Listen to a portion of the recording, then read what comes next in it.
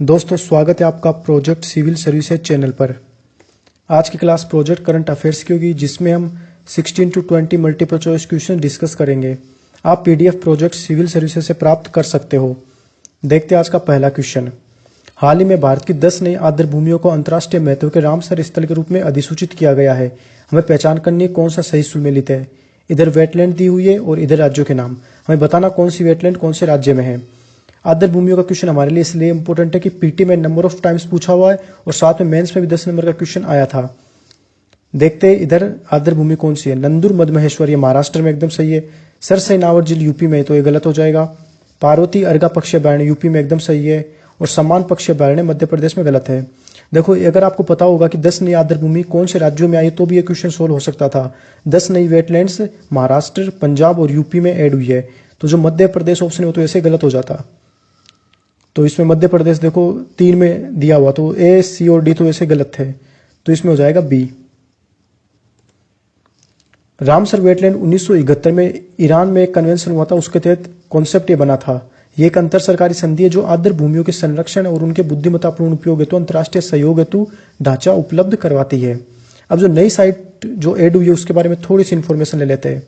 पंजाब से हुई है 3, नांगल, केशोपुर और ब्यास, और यूपी से हुई है 6 में से 4 तो एस से स्टार्ट होती है, सरसई, शमसपुर, सैंडी और समन।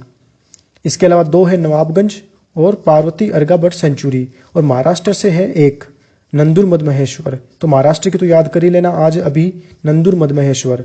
और बाकी यूपी की 4 है जो एस से स्टार्ट होती है, सरसई, शमसपुर, सैंडी और समन, और पंजाब की Nagal, Keshopur, Beas.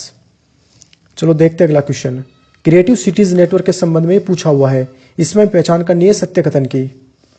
World economic forum के द्वारा शुरू की गई एक पहल है जिसका उद्देश्य स्थानीय स्तर पर अपनी विकास योजनाओं के केंद्र में रचनात्मकता एवं सांस्कृतिक उद्योगों को रखने और अंतर्राष्ट्रीय स्तर पर सक्रिय रूप से सहयोग करना है। देखो इसका उद्देश्य तो एकदम ठीक है।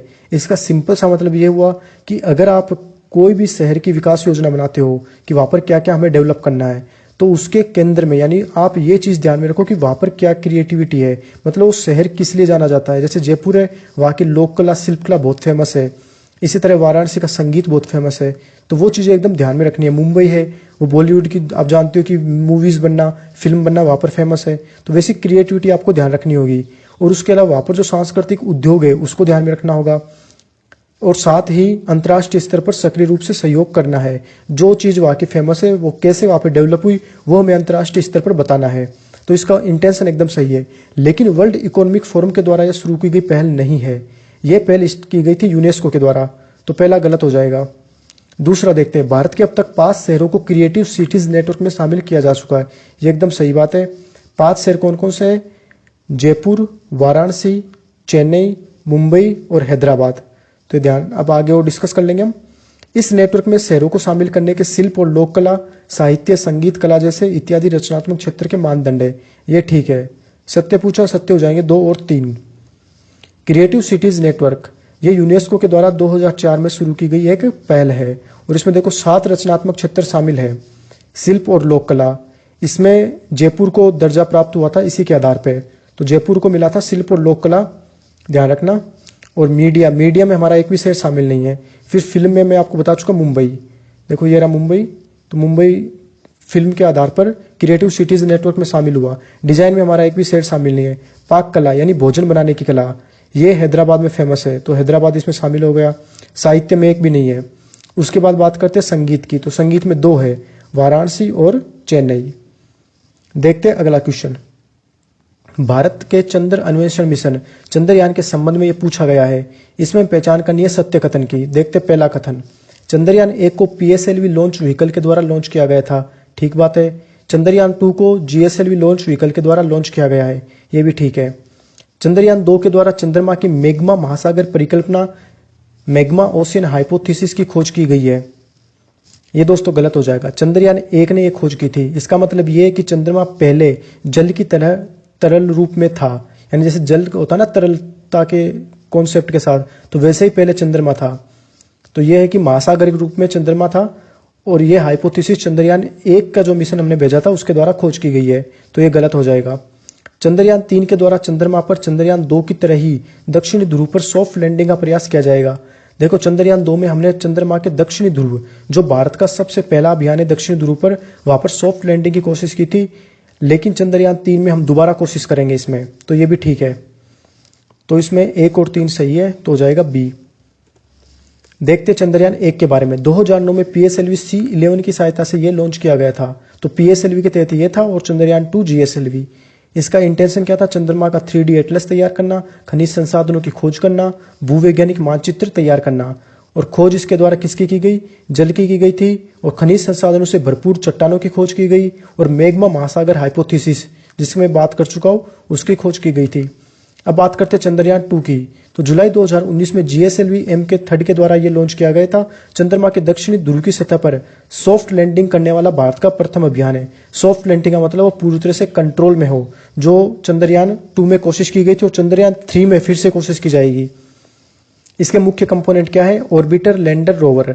लैंडर का नाम था विक्रम और रोवर का नाम था प्रज्ञान। देखते हैं अगला क्वेश्चन। महिलाओं का कार्य स्थल पर लैंगिक उत्पीड़न अधिनियम 2013 के संबंध में यह पूछा गया है। हमें पहचान करनी है सत्य कथन की। देखते पहला कथन।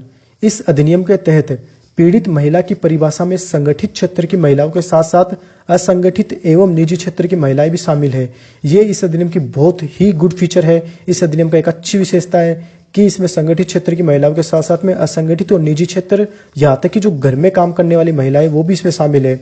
जो काम करने वाली बाई आती है वो भी, और जो खाना बनाने वाली बाई आती है वो सब इसमें शामिल है। दूसरा देखते हैं।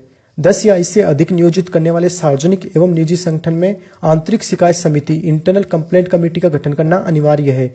ये एकदम सही है। अगर कोई भी कंपनी होती है उसमें 10 या इससे अधिक कर्मचारी है तो उसके लिए जरूरी हो जाता है कि इंटरनल कंप्लेंट कमेटी का गठन किया जाए, ताकि कोई भी महिला इसमें अपनी कंप्लेंट दर्ज कर सके और इसके द्वारा कार्रवाई की जा सके। इसको ध्यान रखना, सिविल जो कोर्ट होता है वो इसको शक्तियां मिलती है।